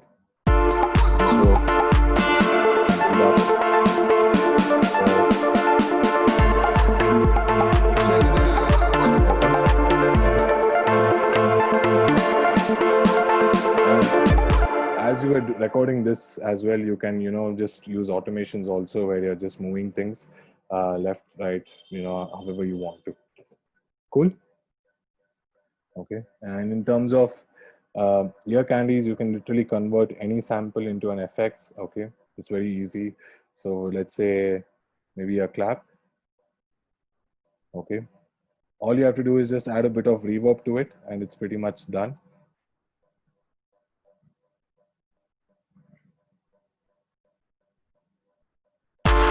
You can add ear candies like this to pretty much whatever, wherever, whichever section you have. Cool, guys. Okay. So yeah, so the whole motive was to just to show you, like, how simple and easy it is to write music with softwares nowadays. And you can pretty much write any style of music you want the same way, if you like, like if you just know how to use the software. Clear? Okay. So I think now maybe so once you're done with your music, so if I just come back just for one last thing, now you can just export it to wherever you want. You can say click on file and say export audio video, and export your track. Once you're done with that, you can use music distribution platforms, okay, or services. Okay, for example, Amuse is something that you can use for free, where you can distribute your music on platforms like iTunes, Beatport, Apple Music, and things like that. Or you can send it to a record label and get your music signed by a record label who will basically distribute your music everywhere else. Cool. So let's do some Q&A now. If you guys have anything, you can just type it in the chat.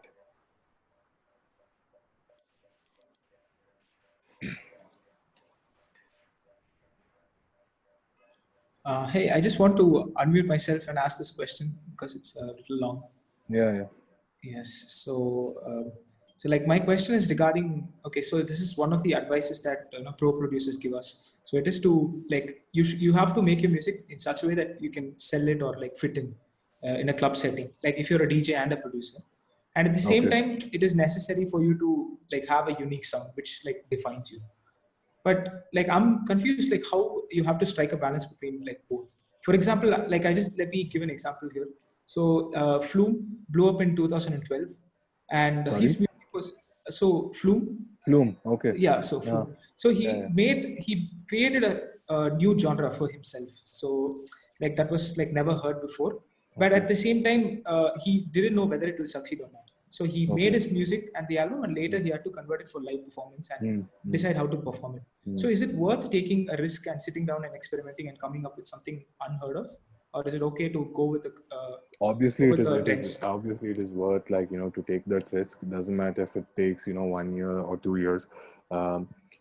It's all it takes is basically just that one particular song. For example, if you take that same artist, what do you think stands out for you in that particular track?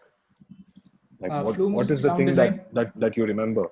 Those nice side chain sort of thing, right? That where the sound goes up and down, things like that. So that is his unique style. Okay. So even though he's basically using the same set of instruments, like maybe like a brass sound, or things like that, he's basically using that unique side chaining technique, which is making him stand out. So for example, coming back to your question, so let's say you make a straightforward track, then maybe just try and pick up one sound which you think is going to stand out in your track, and maybe do some nice automation to it, or maybe just for example, if you take I don't know, Don Diablo is the future house or future bass, future house or whatever. Okay. Uh, so, so he basically started, doing that sort of technique, right? So maybe you can do something like that to stand out. But first, most important thing, like I feel, would be for you to try and probably like uh, finish the process of finishing music first. You, if you want, you release it, otherwise you don't release it, that is your choice. But try and finish as much as music you can finish first, and then probably come back, go back to those projects and try and find that unique thing. Okay.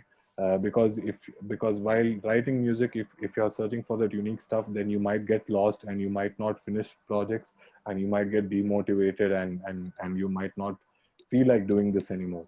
So first is finish music, and then go back to those projects after a few days and try and do those unique things. Thank you. No problem. Can we create own samples? Yeah, you can create anything you want. You can create your own cake, whatever you feel like you want to do, you can do it. That is what you call as sound design. I think I showed a bit of it just by using audio effects. I basically showed you how you can manipulate a piano sound into something else just by using audio effects. And then if you sit and do it on a synthesizer, you can literally do whatever you feel like. So Anybody great. has? Yeah, because it's almost 2 hours, I think. So is Ableton Light good? Yeah, it's good. So, but the thing is, with Light, it has limited number of resources. For example, you can just create like uh, a total of 16 channels, okay, and you have very limited number of audio effects. So Light is good for performance because you don't need more than 16 channels seriously if you're performing live.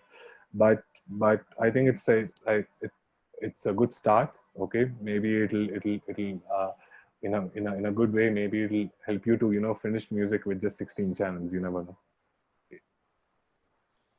By the way, I just have one more question.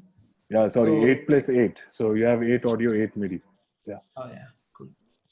So I just want to hear your story. So how did you develop your sound? I heard your remix of Underworld and Star Child. So your original music, like Yeah. it was so different. It had like techno plus organic instruments added to it. So how long did it take for you to develop that sound? So what was the process behind it? So I started everything in late 2013, like that. So I pretty much learned everything by myself. Okay.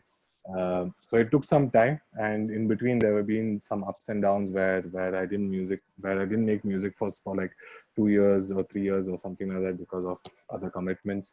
But from late 2017 is when I started making music, and since then I've been doing it, constantly, okay, without any break and things like that.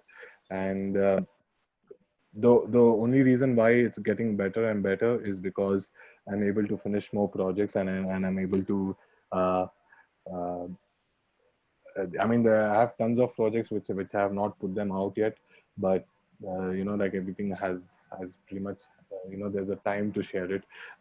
In the meantime, you can just keep it with yourself. But like I said again, the more things you do, the better you will become. Okay, you can go check my beatport itself, or anybody here, you can go listen to my very first track, and the track that I'm creating now. You can see the difference, not just with me, with any other artist. Okay. uh, so you the key here is to finish things. Once you learn to finish things, that is when you'll become better. Otherwise you'll just be stuck in one stage, and you will not progress forward. Can we mix other genres and make a track? Yeah, man. Like, there's no rules in terms of creativity, as long as it's sounding good for you. Okay, and as long as it sounds good generally, you can do whatever you feel like you want to do. Should one go for? Uh, so like if you don't have any budget issues, like for a small room, I would recommend you to pick up like a 5-inch studio monitors. If you can, otherwise it's cool. You can use like a regular computer. Like, I think up and until last year I had like just 2.1 really small speakers, and I used to make music on that. So yeah, it doesn't really matter what gear you have. as long as you get used to it. And before that, I used to have this 1,000 rupee headphone from Sennheiser. It's called HD 180. So I used to always plug that when I used to work at the school, and I used to use that for making music most of the times. So it doesn't matter, man. It's all you. That's all. Uh, how long do you sit to make a track, and what's your favorite plugin? Uh, so my favorite plugin is Wavetable from Ableton. It is probably one of the best built-in plugins that you get compared to any other DAW. You can literally make anything with it. It's really good for bass lines and for leads and even for pads maybe. Um, it's like the name says. It's basically a wavetable synthesizer, and it's really powerful. So that is my thing. How long do you sit on a track? It depends, man, on the mood. Like maybe sometimes months, days, uh, yeah, hours maybe. You never know. Uh, so if you want to use a particular brand of speakers that you already have, and if you're already used to it, it's cool. Like you can go ahead and use it. Like I said, once your ears get used to it, you can start getting more technical towards it, and you can invest in whatever sort of monitors that you want. Cool, guys. Yeah. So I think we can now conclude this workshop. Abhijit, Hegde, thank you so much for hosting this workshop. And all you people, a few of them have left, I think, obviously because, the session is long. Also, Right. no, also, I feel in a realistic way that we as humans right now lack the power of being in focus beyond a certain amount of time. So those who are dedicated and they're the only ones who will last longer. But no disrespect to anyone who has left the chat as well, because some of them have their own personal reasons. But to each and every one of you who has been here till the end, thank you so much for staying with us. And I hope that this session did make some sense to all you guys. Thank you for your beautiful comments. If you think that some of you have questions, you can always write to us on that number that you receive the messages from my academy, and we will always try and get back to you. On that note, once again, if any of you guys are keen to take up any kind of music production courses, we have some online courses that are with weird sounding dude himself, from a crash course of 12 hours to a full blown production course. So if any of you guys are interested, please hit us up, and please follow our channels on social media to stay updated. If this made sense to you, stay in touch with us. We would really appreciate you guys not hesitating to ask us questions any point of time. Now that this session is over, it does not mean our link with you has is over. We are always in any form on Instagram, on our number that you get messages from. Please feel free to ask questions, even if we have not answered you immediately. Maybe we are taking time to get you the right answer. And thanks for tuning in. We will end this session. Once again, Dheeraj, thank you for coming in, man. I was not Yeah. Thanks, expecting, but Dheeraj. yeah. And guys, one thing is, uh, please keep listening to music. Don't be stuck up about one genre. You can always produce one genre when you made up your mind. But like one small advice is, sometimes a unique sound that you want to create might not come out of just that genre that you listen to. Maybe it can come out of another genre. How you infuse it in the genre that you want to produce. So listen to various styles of music, and then you decide what you want to do. Hearing different types of music only broadens your skills as to how many sounds you want to add on to the tracks that you want to produce. If you have any questions, please reach out to us. Thank you once again, each and every one of you, for being a part. I hope you guys enjoyed this Yeah. session. Thanks, guys. Thank you for all your sweet messages. We'll save them. Abhijit, bye bye, each and Bye, every bye, one of you. bye, guys. Take care, Bye, guys. bye, Take Clement. care. Bye. See you guys. See you guys. Bye.